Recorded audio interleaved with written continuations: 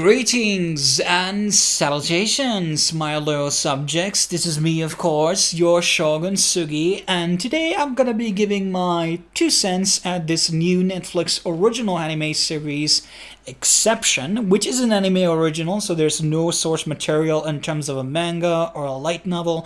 This is completely a new, fresh story by the director Yuzo Sato, and the character designs have been done by Yoshitaka Amano, who is better known from his work at the Final Fantasy franchise. So this is basically the guy that has illustrated all the Final Fantasy mainline games logo art. He has done a bunch of character concept art for the Final Fantasy games as well, and also collabed with Neil Gaiman on a Sandman comic book, which also won awards. So this is a pretty established guy, and he has a very, very unique art style actually on one of his art books, which is probably dusting somewhere on my closet right now. But you can definitely see Yoshitaka's, art direction on this anime. It looks very, very interesting and fundamentally very different from a lot of the things that we have seen in the past. Now, before we talk about more of the art style, I kind of want to explain a bit about the premise. What exactly is Exception about? So this is a sci-fi series taking place in a distant future. Humans have basically been forced to leave Earth and migrate to another galaxy. They're finding a new home now, and basically there's this very organic looking ship which is basically looking like a fish, and which is there to search for a new habitable planet. And there's basically a crew member on that ship, a group of 5, which basically are tasked to basically find the new planet for humanity. And they also have this very key, technology, which is the main integral part about the whole story, which is the womb, which is basically a biological 3D printer. Now, this gets back into the whole art thing here. So this is a cyberpunk subgenre known as biopunk, which has a more of a organic type of a look than more of a techie look. So this looks definitely something that could have been designed in the late 90s or the early 2000s. And there are very, very few biopunk styled, sci-fi shows altogether. Lex comes into my mind, which is probably very close to this one, which kind of has also kind of like organic flying ship. Exactly. I mean, the ship looks like it's organic living thing, but technically isn't. It's not like sentient or anything. But basically, biopunk always revolves around heavily on biology and organisms and DNA and stuff like these, and perhaps you're wearing a suit that is partially organic or living. These are types of main themes. Alien franchise could be somewhat contrasted into a biopunk, the face huggers and everything. These are kind of like a biopunk type of aesthetic, and I really dig this style in this anime because it makes it look very fresh, very different from what we have seen in the before. In a lot of ways, it kind of looks a bit European, but then again, you can definitely see Yoshitaka's design here, and it looks very, very beautiful in a lot of ways, in my opinion. And I just like the designs of everything to ship, and the characters and the world. I mean, it just looks kind of unique and fresh, and that's something that I've always been a big fan of in the anime, because it's an industry, and so is Hollywood, by the way, that there's always a rinse and repeat type of a thing. Everybody's mimicking one very popular art style. Right now, for example, people are mimicking the whole reincarnation storyline type of a thing. There's so many anime that are going with that, and isekai, for example. So that is the trend right now, and it's kind of nice to see things that deviate from the normal, because once you have watched anime as long as I have, you're getting very tired of the tropes. You're not really caring about who's the best girl and etc. So fundamentally, I like new things that are experiment, in different ways. And obviously, the anime community still has a big boner against 3D art.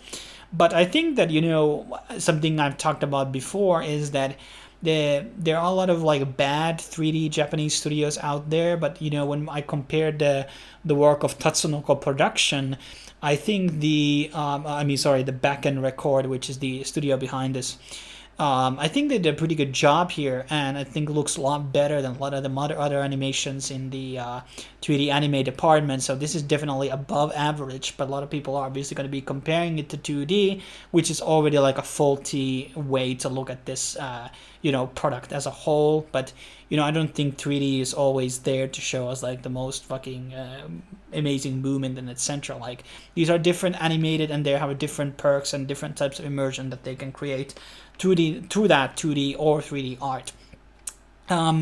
Now, so once again, like Yoshitaka has done excellent job here. It's a very nice looking biopunk type of thing.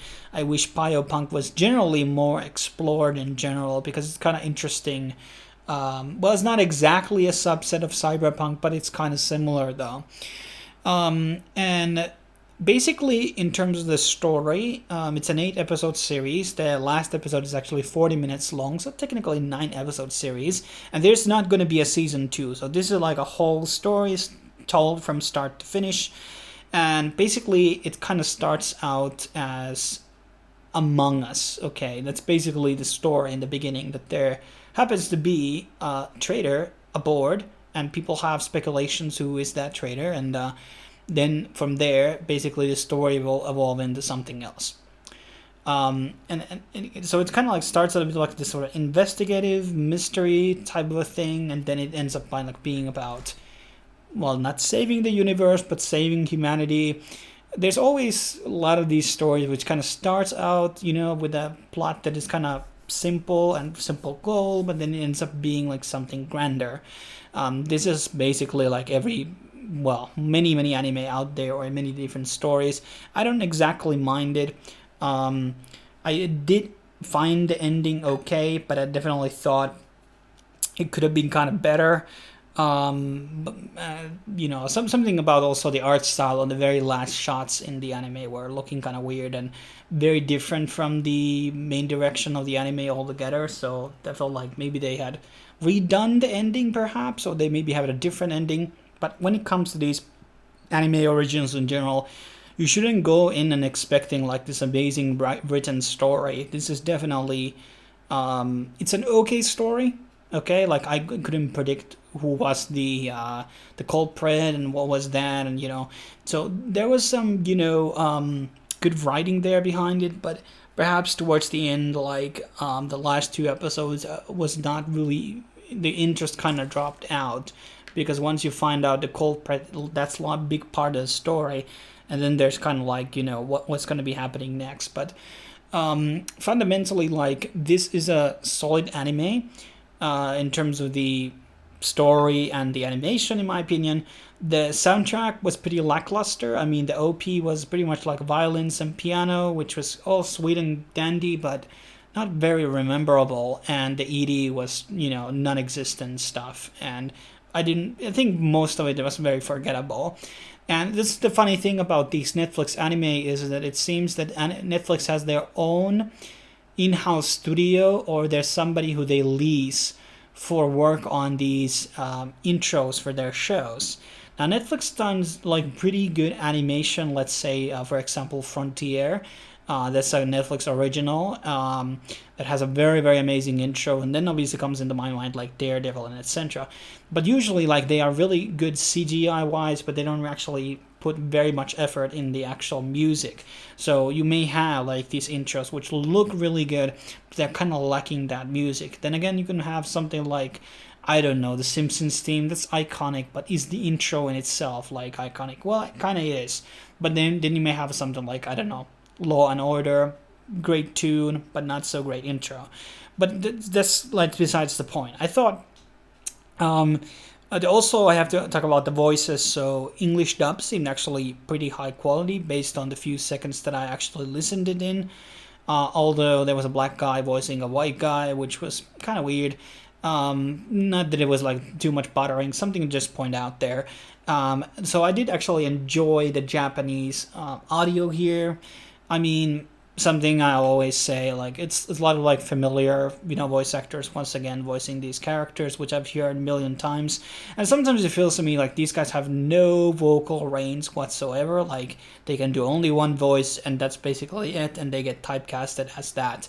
odd every goddamn anime on the season, and it's kind of problematic, but this is another video in its own. But fundamentally, I thought this was actually okay. It's different, and obviously there's going to be people who are going to be turned off because it's 3D, but fundamentally, like, it's still a lot better than probably a lot of the anime from this season, and still that has come out lately. I thought it sort of still was like a very good experiment to do, but I also thought that, hey, the story could have continued once they actually make it to the planet, and there could have been like a season 2 could have only focused on once they arrived to the planet. Like, there could have been a more build up from that point of a view, because I've seen many similar types of sci-fi stories where they strand on a planet or something, and you can build up many different storylines from there. And that's the kind of beauty of sci-fi. It gives you so many different opportunities and doors to do stuff. But there's also some kind of weird stuff, like, because the way that the womb worked out, which was basically a biological 3D printer, which basically created all the characters in the ship, and they could basically spam it as much as they could have basically done, but they didn't do that. So I don't know why they didn't actually 3D print this guy and 3D print that guy, or multiply it themselves to basically find out the culprit or whatever. Like, some of the stuff just didn't kind of make sense in that. So there's kind of some illogical hoops there and there on this anime. But hey, I thought this was definitely interesting experience, and it would be kind of cool to see Yoshitaka work on something else in the future, doing designs, and I would definitely really much dig that, because he does definitely have a very unique art style. Despite whatever you prefer it or not, you can always say, oh, that's pretty unique. But thanks for watching. I will be seeing you in the next review when it will be dropping out, and until then, make sure to subscribe, like, and share. We'll be seeing you next time.